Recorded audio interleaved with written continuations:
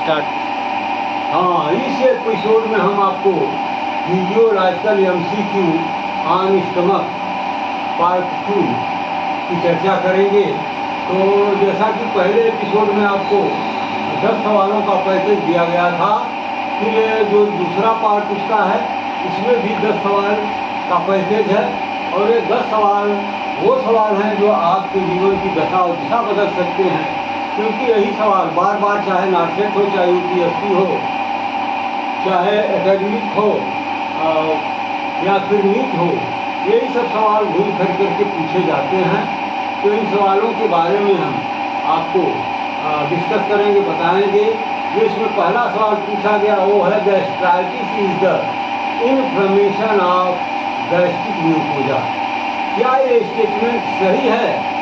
Gastric जो mucosa होता है उसमें जब इन्फ्लेमेशन हो जाए तो क्या उसी को हम गैस्ट्राइटिस कहते हैं?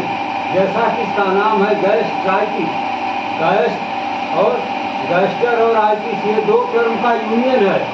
जैसा कि एनाटॉमी में आपको बताया गया कि स्टमक का दूसरा नाम गैस्टर भी होता है, तो उसी गैस्टर शब्द में आइटिस लग गया, इसका मतलब स्टमक में स्वेलिंग है, तो टर्म बन गया गैस्ट्राइटिस। तो इसी कंडीशन को हम नाम देते हैं गैस्ट्राइटिस। और ये इन्फ्लेमेशन होता कहाँ है?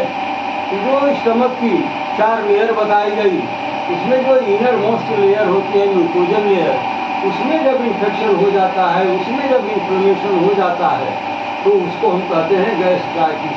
इसका मतलब जवाब आपका F या R2 दोनों में सिलेक्ट करना होगा, तो आप बताएंगे कि हाँ ये सवाल, इस सवाल का जवाब सही ऑप्शन इसका Q होगा।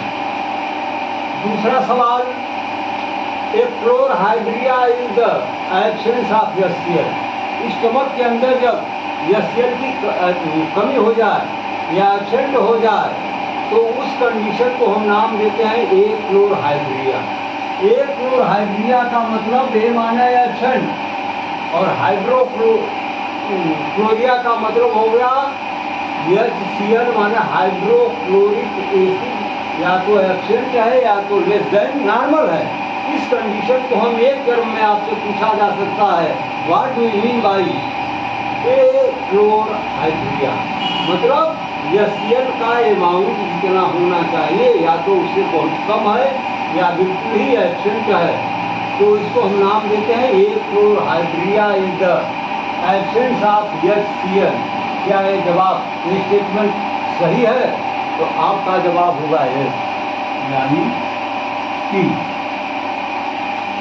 तीसरा सवाल जो बताया गया, पूछा गया, वो है pernicious anaemia due to absence of extrinsic factor.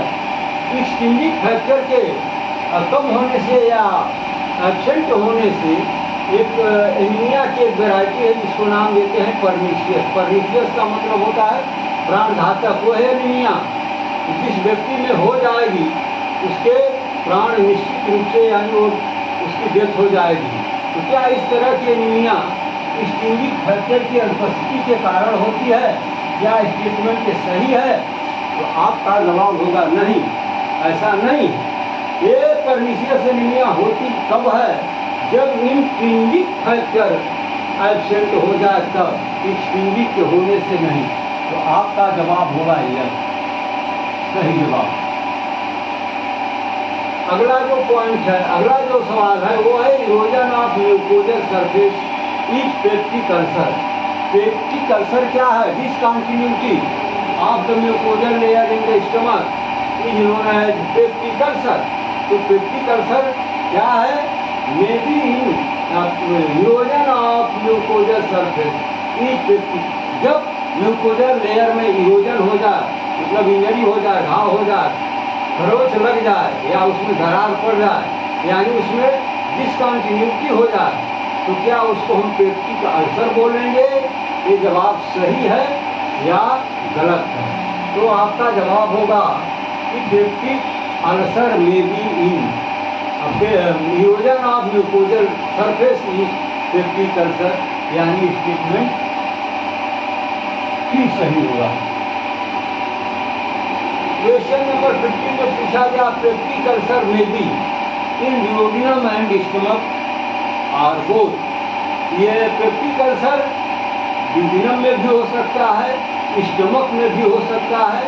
इसका सही जवाब क्या होगा? तो इसका सही जवाब होगा ये पेप्टिक अल्सर जो ड्यूओडिनम में भी होता है और स्टमक में भी होता है, दोनों को हम पेप्टिक अल्सर के नाम से ही बोलते हैं। लेकिन फर्क ये हो जाता है कि ये अल्सर जब ड्यूओडिनम में होता है तो उसको नाम हम ड्यूओडिनल अल्सर, और जब स्टमक के अंदर होता है तो उसको नाम हम गैस्ट्रिक अल्सर देते हैं। तो ये अल्सर ड्यूओडिनम में भी हो सकता है और स्टमक में। ये स्टेटमेंट की जवाब इसका सही है। क्वेश्चन नंबर 16 में feeling of the fullness in epigastrium में भी गैस्ट्राइटिस। अगर गैस्ट्राइटिस की प्रॉब्लम है तो क्या एपिगैस्ट्रियम में लगता है कि हमेशा इसमें कुछ न कुछ भरा हुआ है, फुलनेस की फीलिंग होती है? क्या ये जवाब सही है या गलत है? तो आपका जवाब होगा, सही जवाब होगा T. Question number 17 Helicobacter pylori में भी कहा पेप्टिक अल्सर। पेप्टिक अल्सर का कारण क्या हेलिकोबैक्टर पाइलोरी? यह एक बैक्टीरिया है जिसके इन्फेक्शन से पेप्टिक अल्सर के चांसेस बन जाते हैं। तो ये पूछा गया कि हेलिकोबैक्टर पाइलोरी में भी कहा पेप्टिक अल्सर, क्या जवाब सही है या गलत है स्टेटमेंट? तो आपका जवाब होगा अगला सवाल एक्सेस यूज या एस्पिरिन में भी कहा अल्सर। क्या लंबे समय तक या अधिक मात्रा में एस्पिरिन जो एक टैबलेट एक दवा होती है जो दर्दनाशक दवा है, इसको यूज करने से, उसका प्रयोग करने से या लंबे समय तक खाने से भी अल्सर हो सकता है? ये स्टेटमेंट सही है या गलत?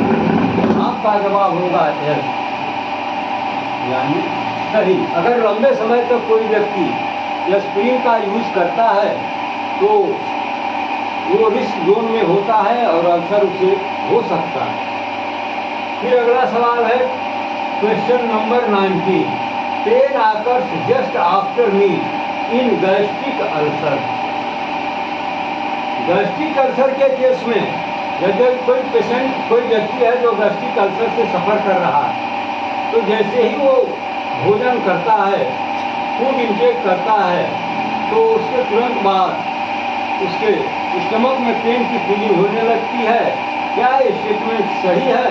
तो आपका जवाब होगा हाँ, क्योंकि जैसे ही स्टमक के अंदर इन्फेक्शन है, अल्सर है, जैसे ही आप फूड इंटेक करेंगे तो सबसे पहला पार्ट वही होता है जिसमें फूड पहुंचता है, और जब फूड उससे स्ट्रेच करता है तो फिर उस व्यक्ति को पेन की फीलिंग होती है और वो मारे डर के भोजन नहीं करना चाहता है। जैसे खाऊंगा तैसे दर्द होगी, तो उसका जो है बॉडी वेट गिरता जाता है। तो जवाब होगा टी। क्वेश्चन नंबर 20 इसमें पूछा गया कि पेन आकर 1 or 2 hours after meal in ड्यूओडिनम। अब भोजन लेते हैं उसके 1-2 घंटे 3 घंटे के बाद यदि ड्यूओडिनम में पेन होता है तो यह किसका परिचायक है? ये परिचायक है ड्यूओडिनल अल्सर। अब आप दोनों में फर्क देखिए, भोजन करने के तुरंत बाद स्टमक में अल्सर अगर है तो पेन की फीलिंग होगी क्योंकि डायरेक्ट भोजन वहीं पहुंचता है।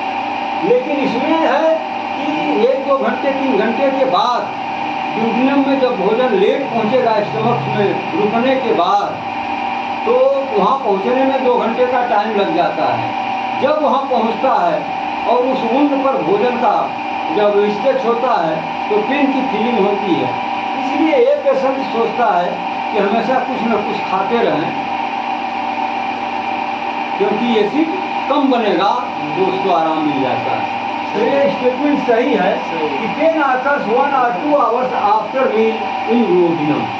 ये 2 घंटे के बाद भोजन वहाँ पहुँचता है, इसलिए वहाँ पेन की फीलिंग 2 घंटा बाद होती है।